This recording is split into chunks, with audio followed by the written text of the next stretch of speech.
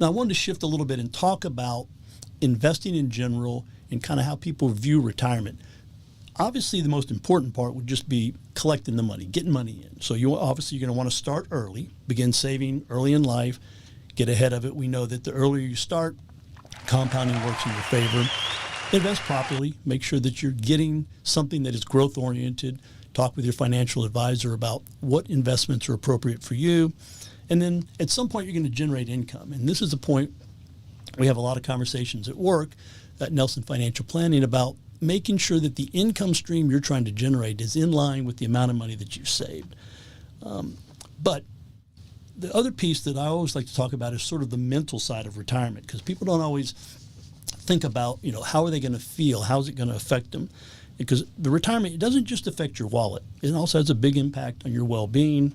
Studies show that about 1 in 10 Americans, only 1 in 10 Americans, are equipped for this kind of transition, moving from working and earning an income to retiring and spending their savings.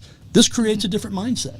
Yeah, it really does. If you go from working, 9 to 5 every single day to I don't really have anything to do, I've got all this free time, you really need to kind of think about what you're going to fill your time with in retirement, especially if you retire on the younger side.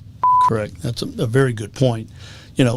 Although building the nest egg by saving and investing is an important part of preparing for retirement, experts say it's not the only thing that you really want to focus on as you get closer. You want to think about the mental side.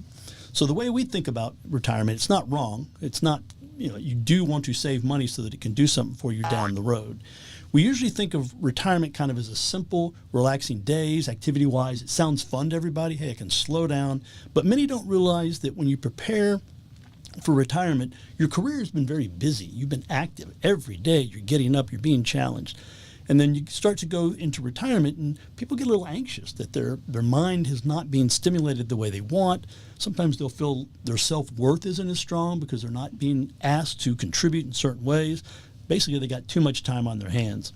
This negative aspect of retirement, it's even larger, as you mentioned, if you're forced out, if you're older and you're forced out, or you have an illness where you didn't get to make the decision about retiring, it can really, really be troublesome. What we find that some of the biggest problems people have in retirement is boredom.